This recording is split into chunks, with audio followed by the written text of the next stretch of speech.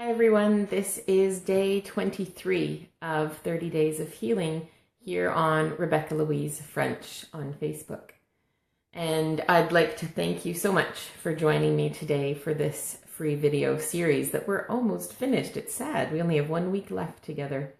Just a reminder that if you've missed any videos and you don't want to go searching here on my business page, you can also catch all my videos on my YouTube channel, which is also named Rebecca Louise French. And there's other free resources and videos and articles that you might find useful on my website, which is RebeccaLFrench.com. Hi, Cara. Oh, I love the daisy you sent me. Nice to have you on live, my dear. So today's very appropriate because I think Cara just commented on one of the other videos about finding your joy or something. I'm Jen. Hello, Jen. It's the Australian party again. So today's theme, they told me, is follow your bliss, which I think is just awesome. And Tracy, it is totally an Aussie party. I wonder who number 4 is. It says there's 4 people on. Is my 4th one a Aussie as well, I wonder? So everybody's on live today. That's awesome. Good to see you, ladies. So yes, today's theme is follow your bliss. And so, oh, cool. Lisa, I thought it would be Lisa. Amy and I are here too. Hello, Amy. Wow, that's awesome. So they asked me to sit here in this other little corner of my study because of the plaque that I have behind me. And this wall plaque I found several years ago, and it got put in a box and it never got to come out very much when we lived in Australia. And when we moved back to Canada, it sat in a box for another year and I had no idea which box it was in. And when we were unpacking, I was so happy to get it out. There's just something about it. The energy of it, it's actually made out of stone. Let's see if I can get it down. No, it's there. I don't know what hubby's done, but it's up there solidly. It's actually made out of stone and it has that earthy feel to it. And I'm going to read it to you. It says, seize the day, look out of every window. Life is a journey, live your dreams, and dwell in possibilities. And they really wanted to focus on life is a journey and dwell in possibilities. That we are here to follow our bliss. We are here to find our joy. And they wanted to remind us of that because there's been a lot of heavy crap. Hello, Laurel. It's nice to have you on live too. We've been through a lot of heavy stuff lately and stuff has come up for us to release. But just because it's come up to release doesn't mean it doesn't feel heavy duty blah while we're moving through it. And I know a lot of people who are here on this call have been sharing their comments either here or in the Year of Healing group when they wanted a bit more privacy, that there's a lot coming up for them right now. And it's not all pleasant. And as I've shared with you, I've had my ups and downs as well that haven't been that pleasant either. And so the heaviness I'm starting to feel has passed. I know this morning, I was going to say, for me, it's been a day that's light, but it didn't start that way. This day started with my youngest one saying he didn't want to go anywhere, even though we'd planned an outing with my parents. And then we got to my parents' house and my eldest had a meltdown because he didn't like the travel arrangements of who was sitting where for a 5-minute car ride. And my dad self-confessed that he woke up grumpy this morning. And I thought, yay, day at the beach with the family when everyone's grumpy. And it turned out to be such an awesome day. It flowed one thing to another. Everybody had a great time. And we looked at there was a sandcastle building competition, which is mind-boggling. I know most of you can see my pictures on my personal Facebook page of that. And it was a reminder of it's Canada's 150-year birthday this year, and they've been celebrations in different ways all year. And to think of that history and seeing how Canada has changed over the 150 years and different momentous events that have come across in these amazing sandcastles and sand creations. Then we went to fly a kite, which was so impromptu. My dad just bought the kids a couple of kites and they went flying kites on the beach. It was a really windy day, gorgeous for it. But it was just the family coming together and seeing the 3 generations. It always warms my heart to see my parents interacting with my children, as I'm sure it does for a lot of grandparents and parents out there as well. And so the day slowly got lighter. And on my way home, I was having a little chat with my spirit team and saying, what's my message for today? And this was hours ago, mind you. A lot's happened since then. And they were emphasizing how it was connection with nature, right? Like first we were walking on the sand, then flying the kites. We were doing it on the beach. The tide was so far out, you could barely even see the water. And that's connection with nature, right? With the wind and the sand beneath our feet. And it was a little bit wet from the ocean and the water of that. And then we went on to do bumper boats and spray each other with lots of water and have lots of giggles. And I was reminded of Laurel's comment on another video when I said, what brings you joy and happiness? And she said, laughter. And that is something that is so incredibly important right now. Laughter is the best medicine, they just said. So we've gone through our heavy time of release. We're nearing the end of the ickiness of July. We're now heading into the awesome action, new beginnings, awesome stuff happening in August. And because of that, we're in this like transition phase where we have a choice. We can sit in the my life sucks phase and all this crap came up to clear, or we can clear it, move on, new moon today, like bring on the new moon energy, right? New beginnings can start now. So when this whole month, and they said this too, because I was like, it feels lighter today. It feels better. What's going on, guides? And they said, well, yeah, just because they said July is prep for August, it doesn't mean the new beginnings, awesome energy, amazing stuff happening is going to start on August 1st, right? It means that we're transitioning July into August. So towards the end of July, the cool, good stuff can happen.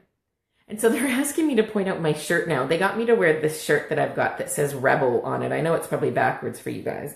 And then it has the number, let's see if I can show you. It has the number 24. There it is. So Rebel 24, right? And I said, well, what does Rebel have to do with finding your bliss? And I don't know if you've thought about that or not, but of course, sometimes we have to be a bit of a rebel to follow our bliss, because we're not supposed to be a cookie cutter nation of people. We're not supposed to follow the dotted line and stay in society in the little boxes and systems and ways and paths that we're taught. And I know some of us in this group are considered rebels because we like natural health alternatives, like Lisa, the amazing chiropractor that we've got in our group, or me, who's an energy healer. We're considered against the norm because we're not doing modern medicine for a lot of things. Obviously, modern medicine has its place, and I'm all over it when it's useful. But being a bit of a rebel, right? Oh, really? Okay. They're wanting me to share the conversation I had with my parents this afternoon about the health issues I've had lately. And you can tell I'm not having any now. I feel amazing. But for several months, I have not felt well. And I have an amazing doctor who was willing to run any test under the sun. She did x-rays and ultrasounds and blood tests and more blood tests and more blood tests, to the point where I knew the ladies at the place where they take your blood. And it was kind of overwhelming to go through all these tests, and each time her thinking it might be the answer. And then each time she's like, oh, no, that test came back fine. That x-ray came back fine. And yes, you're happy to find out there's not something serious wrong with you. But in the same side, you're going, well, then why do I feel horrible if all these tests say nothing's wrong? Lisa commented, a hippie and a witch doctor I get called regularly. Wow. My dad calls me a hippie too. And I'm like, what? Because I like crystals. I don't wear tie-dye. I'm not that hippie-ish. I don't live on a commune. But I am leaning towards vegan. So I guess that makes me hippie-ish as well. But that's because that's what my body likes, right? So I said, it's remarkable that my doctor, who was amazing, ran all of her modern tests. And all of the most she came up with was I'm slightly low on iron, but it was still in the normal range. Then I went to a nutritionist who's also studying functional medicine. And yeah, it's functional medicine, that's right. And she knows the human body like a gazillion times better than I do. Even though I'm a biologist, like this woman, she might have paid more attention to the courses that I took. She knows the interaction of all the different organs and the chemicals and who triggers who and who helps who. And she found all these things wrong with my body functions based on the exact same blood test that the doctor had. She analyzed them differently. And then I went and did a hair test to find the mineral content and which minerals were too high and which metals are too high or low. And we went on a completely different path of slight tweaks to my diet, which ended up in major changes, plus taking digestive hormones, a really good quality woman's multivitamin, and some other things, other supplements, which I won't have to be on forever. It was just on it for this fix. So if that's being a rebel, changing my diet in order to feel healthy, then bring it on, right? Without even trying, I've lost 20 pounds in 7 weeks. For the Aussies, that's, I don't know what I'm up to now. Can't remember. Lots of kilos. I think it's close to 10 kilos. Maybe it's 8 or 9. Any way you slice it, though, the pain is gone in my joints. I've got all this energy. I feel flippin' amazing. I just went for like an hour-long walk with my kids, which I couldn't do a 10-minute walk without being out of breath a couple months ago. And so we're being guided to look for these alternative solutions. I found answers from a nutritionist and I've seen nutritionists who, like seriously no guidance at all, right? So you got to find your tribe of support, your right people. If I was in Australia, I'd see my awesome chiropractor, Lisa, who works with energy as well as chiropractic care. I couldn't deal without her when I lived there. And I came over here and I felt lost because that was one piece of my care team I didn't have. And once I found an amazing upper cervical chiropractor over here, I felt that calm and that connection, that support. He's not as energetic as you though, Lisa, so he's not quite as good as you still, but hey, he has me pain-free, so we like him. So that's what they're wanting me to share with you, is looking for alternatives. If you are seeing even a natural healthcare practitioner that you don't feel is guiding you in the right way or supporting you anymore, new beginnings, right? It doesn't mean that person wasn't good or they didn't serve you. It just means find your next perfect person, okay? Because as we move through life, we need different support networks. And I know some people were sharing, they were saying goodbye to relationships that weren't serving them. Well, it's the same thing when it comes to doctors or healers or mentors in whatever field you're in. I had Laurel said, look for what works. Exactly. It's got to be what works and what feels right in your heart, right? I found the absolute most perfect healers and support network for me when I left my church. And for those of you that have read my book, Good Little Church Girl Ascends, I talk about this in a whole chapter of how they were the perfect support network when I first came out because they had experience with my church and they knew what I was going through. They knew the belief systems that I needed to release and let go of. And they were absolutely amazing. And towards the end of a year working with them, so I started with them around November of one year. I got to around October, November of the next year and things weren't feeling right. I didn't feel comfortable. I wasn't sure they were the best people for me, but I kept going because I bought like a 1-year course and I needed to finish the course, I thought. But realistically, they had taken me as far as they could go, or I could go with them. And I was ready for my next step. And once I gave myself permission to let them go with gratitude, the next person was brought into my awareness for me to work with. And that mentor was beautiful for me for the next year or two that I worked with her. So it's okay to switch. Just because one person was the most amazing, perfect person for you 2 years ago doesn't mean they're the same amazing, perfect person for you now. And they're even saying, and that goes for you too, Rebecca. So yes, if you don't feel I'm perfect for you anymore, you can leave me, right? Because it is the right thing for your journey. And maybe you've outgrown me, and that's okay too, right? I went through this when I was a life coach. And I loved being a life coach. And there were some clients who stayed with me for years. And there was one client who is in my Year of Healing course. I don't know if she's watching this right now.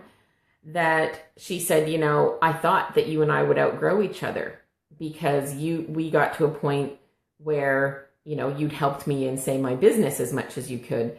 And then I changed and opened myself up to my possibilities, and I had new learnings, which then I could share with her. And we both went down this spiritual awareness path of self-discovery and releasing false beliefs and embracing who we really are. And so we were able to coach together for another couple of years after that, because as I grew, she grew, and we were the right fit for each other. And we don't coach together anymore. She's not a client of mine in a coaching aspect anymore, but we work together spiritually still. And so that change is okay. I outgrew my coaches and I let them know that it just wasn't going to work anymore. And some of them took it so personally. Like I had made a decision to tell them they were a horrible person. And that's not the case. We can outgrow people and it's okay. In fact, it's pretty good to outgrow people. I hope that none of you outgrow me because I love working with all of you. And of course, I think you're all friends. I don't think of you as clients anyway. So we have to care for one another, but we have to care for ourselves first and foremost. So be a rebel and do what feels best for you. That might be, what are you saying? The path less traveled. It might be the path less traveled. Okay? It might be that you have to forge a completely new direction that no one else is doing. Why? Because you're going to be the leader to the people who come up next, who may not be cautious. Oh, they're too cautious to forge their own path. But if they see that you've done it, they can follow you. Okay? So don't be afraid to forge your own path, because some of us really, they're using such funny words. Some of us are meant to be mavericks, apparently. And they want you to look up the meaning of maverick because, it's like forging a new direction, being the new one. I always think of Top Gun when I hear maverick. I can't help it. But be different, be daring, be a rebel, and see where it takes you. Because some of us are supposed to be the ones to forge the way for others. And if we can't stand up and do it, then I think the angels and guides give the job to someone else. But wouldn't it be more fun if you got to be the one to forge the way? They have said to me when I got my back tattoo, that is my Metatron cube, they said, we're ready for you to be famous. Now, if they'd even said that to me a couple months ago, I would have gone, nope, not ready. But for some reason, something about getting Metatron's cube on my back and having a very deep conversation with Archangel Michael while it was happening said, we're ready for you to be famous. And I said, okay, bring it. Let's do it. And of course, it hasn't happened overnight, right? Like Oprah Winfrey didn't just knock on my door that night when I got home. But I'm ready now. And so I'm open to receive. And if I have to be a way shower, I think my hesitancy, which I know will be a lot of your hesitancy if you're forging a new path, is what will people think? Because that's something we always do in society, right? What will people think? One of your favorite words, Cara just said, oh my God, one of my favorite words. I'm thinking it's maverick, right? Not rebel. Yeah, maverick's a cool word.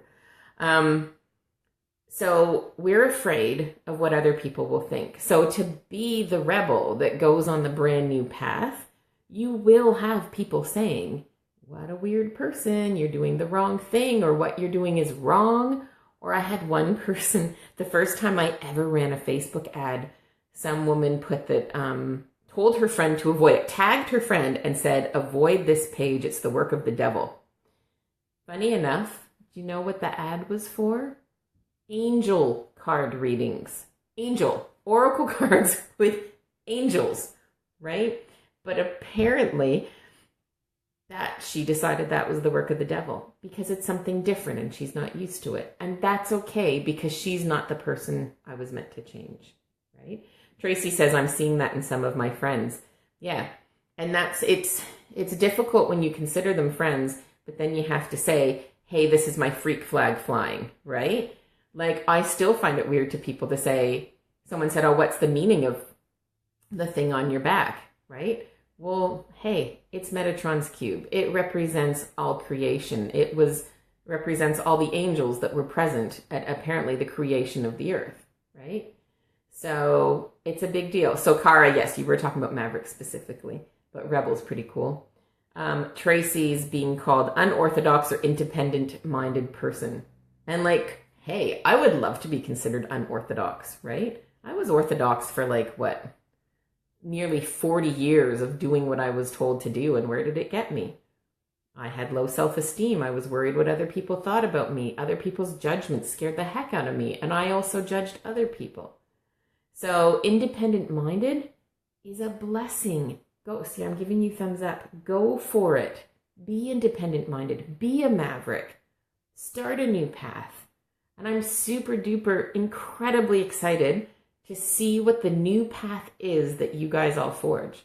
Because even though they've said we each have our own purpose individually, we all know our collective purpose is to bring more love to the earth and to be showing unconditional love and bringing unconditional love energy to the world. So if that's our purpose, but yet we each go about it a different way, how amazingly cool is that going to be when you guys are forging a new way and other people are following your example and you're changing the earth? Super cool stuff. So do it. Cara, I think you shared your dream in the Year of Healing group, so I don't want to say anything here about it because I think it was private. But I just need to say, Cara, your dream gave me goosebumps because it's totally like it's you all over. I can see you doing it. So follow that. Other people have shared where they think they might be going, but they're not totally sure. And that's okay. Because as I've always said, it's all about taking the first step, right? My very, very first step was an energy healing that they had me do when I was half conscious.